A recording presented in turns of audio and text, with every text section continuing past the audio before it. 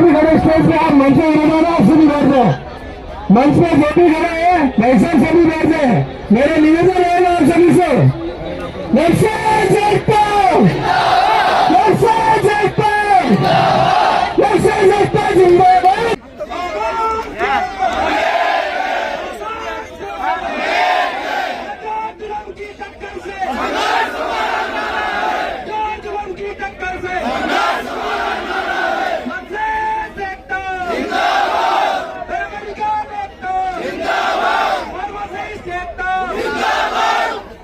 राजस्थान के सीमांत क्षेत्र और दूर दराज जिलों से बनाए हुए समस्त नक्सल साथी, पैरामेडिकल साथी, फार्मेसी साथी, हमारे एएनएम वाले आज का ये संख्या पर सरकार तक हमारी जो मुख्य मांगे हैं वो लेकर हमारा डेलीगेशन विधानसभा पहुंच चुका है।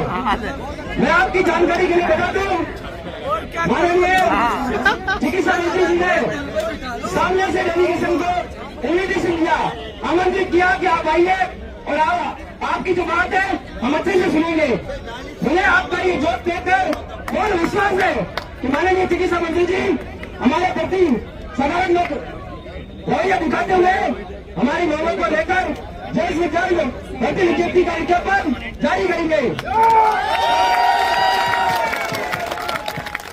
साथियों, आज का ये धरना प्रदर्शन तब तक खत्म नहीं होगा जब तक हमारी जो मुख्य मांग है दोनों संघ और मेरिट से हमारी जो नियमित भर्ती विज्ञापन उसको जारी करवाना।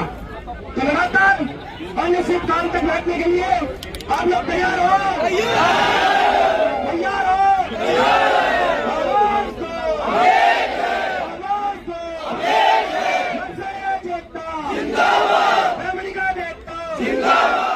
छुट्टी कर ले, ये हमारी वापिस चले गए हैं। नहीं, हमें ये नहीं सोचना है। अब तो बस हमें आर पार की लड़ाई, आर पार की जो लड़ाई है उसे अब पार करना है। हम किसी से भीख नहीं मांगते, हम हमारा हक मांगते। फार्मासिस्ट एकता जिंदाबाद, फार्मासिस्ट एकता जिंदाबाद। हम भीख नहीं मांगते, हम हमारा हक मांगते। फार्मासिस्ट एकता जिंदाबाद, फार्मासिस्ट एकता जिंदाबाद, फार्मासिस्ट एकता जिंदाबाद। हम हमारा हक मांगते, नहीं किसी से भीख मांगते, हम हमारा हक मांगते, नहीं किसी से भीख मांगते। सबसे ज्यादा धन्यवाद तो ये कि नर्सिंग और पैरामेडिकल को एक करने का जो आपने काम किया है उसके लिए आपका विशेष रूप से आभार। क्योंकि किसी भी लड़ाई को जीतने के लिए और उसके लिए अभिषेक जी, गिरीश जी, इनकी टीम ने बहुत मेहनत की है। पैरामेडिकल के भाई बहन हमारे नर्सिंग के भाई बहनों के साथ जिस तरीके से कंधे से कंधा मिलाकर काम कर रहे हैं, आप अपनी जीत निश्चित समझें, क्योंकि आपकी एकता ही आपकी जीत है। तो अपन शुरुआत करेंगे सरकार को इस धरने के माध्यम से एक इंकलाब के नारे के साथ शुरुआत करेंगे। इंकलाब जिंदाबाद, जिंदाबाद, जिंदाबाद। इंकलाब जिंदाबाद, जिंदाबाद, जिंदाबाद। इंकलाब जिंदाबाद, जिंदाबाद, जिंदाबाद। हमारी एकता जिंदाबाद, जिंदाबाद, जिंदाबाद। हमारी एकता जिंदाबाद, जिंदाबाद, जिंदाबाद। आज करो और जीत करो, आज करो। किसी को 14,000, किसी को 37,000, किसी को 5,000, ऐसी भिन्न भिन्न सैलरियों के माध्यम से हमें लगाया गया। हमने उस विषम परिस्थितियों में राज्य सरकार के निरोगी राजस्थान बनाने की कायाकल्प की है। इस उम्मीद में की है कि राज्य सरकार आने वाले समय में हमें प्रमाणित करेगी।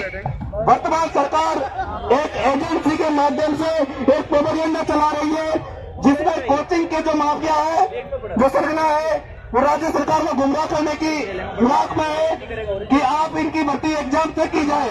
मैं साथ ही एक निवेदन करना चाहता हूँ कि आज से पहले 2 बार एग्जाम हुए जिनका मामला आज भी कोर्ट में पेंडिंग है, पेपर आउट का। इन्होंने एसआई की भर्ती करी। राजस्थान का सबसे बड़ा एग्जाम सेंटर है राजस्थान पब्लिक सर्विस आरपीएससी, जिसमें एसआई की भर्ती की। एसआई का पेपर नौकरी लगने के बाद में आउट होने की वजह से हमने बने बनाए थानेदारों को आज जेल की हवा खाने को मजबूर कर दिया। मैं आपको बता देना चाहता हूँ साथियों कि ये नर्सिंग के जो अभ्यर्थी है इन्होंने 10th 12th के बाद में डिप्लोमा में एडमिशन लिया, जिसमें 3-3 लाख 8-8 लाख रुपए फीस देकर ये डिप्लोमा किया है। और डिप्लोमा करने के बाद में साथियों, राज्य सरकार की नियोगी राजस्थान बढ़ाने की स्कीम के तहत इनको कॉन्ट्रैक्ट पे लगाया जाता है। ये कॉन्ट्रैक्ट पे लगने के मोहताज नहीं थे, मगर राज्य सरकार इनको लगाई जाती है कि आने वाले समय में हम आपको परमानेंट करेंगे। मैं साथी आपको बता देना चाहता हूँ, इसमें वो भी साथी है जो NRHM के माध्यम से 18,000 मात्र सैलरी में एग्जाम के माध्यम से भी लगे हुए हैं, मगर जब एग्जाम के माध्यम से लगने के बाद भी उनको दोबारा एग्जाम के लिए आप बुला रहे हो, तो वो टाइम पीरियड कल के एग्जाम देने वाला जो संविधान पर सेवा दे चुका है, उनके बीच में अगर कंपटीशन होता है साथियों, तो वो दौड़ का टाइम उनके पास नहीं है, क्योंकि 12 घंटे नाइट ड्यूटी करने के बाद में उसके पास पढ़ने का समय नहीं रह सकता है। अगर आपको एग्जाम करवानी है, मैं साथियों, अगर आपको एग्जाम करवानी है ग्रामीण कैटेगरी पर इंटरव्यू कराए, प्रैक्टिकल का इंटरव्यू कराए, प्रैक्टिकल में अगर एग्जाम वाले पास हो जाए, इन भाइयों को मार देने के मैं कहता हूँ साथियों, मैं बताना चाहता हूँ राज्य सरकार को कि ये वो साथी है, एग्जाम पास करने के बाद में किसी व्यक्ति की जान बचाने के लिए प्रैक्टिकल का नॉलेज होना बहुत जरूरी है, लेकिन लिखित नॉलेज होना जरूरी है। और ये वो साथी है जिन्होंने 8-8 साल ऐसे साथी है, मैं आपको बता देना चाहता हूँ, जो बंद के केस में नियोनेटल बच्चे के कैनुला कैथेटर लगाने में एक्सपर्ट है इन साथियों। अगर इन साथियों को बोनस के आधार पे मेरिट बेस पे परमानेंट किया जाता है, तो वो इनके साथ गलत नहीं किया जा रहा, इनका हक है। वो हक क्यों है? क्योंकि इन्होंने अपना जो जीवन है, अपनी जवानी है, वो राज्य सरकार को नियोगी राजस्थान बढ़ाने में दी है, तो वो इनका हक है और इनको नॉलेज है। इस आधार पर मेरी एक मांग है कि 2013, 2016 और 2023 की जो भर्ती मेरिट प्लस बोनस पे निकल गई है, उसी तर्ज पर दोबारा भर्ती विज्ञापन निकाला जाए और इनका समाधान किया जाए। अगर फिर आप और कोई फैसला लेना चाहते हो तो बोले। मैं भाई खुशीराम जी, भाई जितेंद्र कटारा जी, ये सब हमारे वो साथी है। मैं आपको वादा करके देना चाहता हूँ साथियों की कोई भी मैं या मेरा साथी कोई आया है तो वो एक ही प्रॉमिस करके जाए छोटे भाइयों के साथ कि जरूरत पड़ी तो हम पीठ नहीं दिखाएंगे, हाथ आगे बढ़ाएंगे। यह नेतागिरी का मंच नहीं है, यह MLA MP पार्षद का मंच नहीं है, यह मंच है तो हमारे शोषित छोटे भाइयों का मंच है। इसमें अगर मुझे बोलने का मौका दिया है तो मेरा ये फर्ज बनता है कि अगर इनका बोलना अनुरोध चलता है तो मैं साथियों को अपने चिकित्सालयों से कार्य बहिष्कार इनके पक्ष में करने के लिए कंधे से कंधा मिलाकर साथ देने की जरूरत है। हमारे राजस्थान एसोसिएशन अपने भाइयों के साथ कंधे से कंधे मिलाकर हमेशा साथ रहेगी। एक नारे के साथ में अपनी वाणी को ध्यान देना चाहता हूँ, आवाज दो, जो जुल्म की टक्कर में हमारा नारा है, और जो जुल्म की टक्कर में हमारा नारा है। बहुत बहुत धन्यवाद।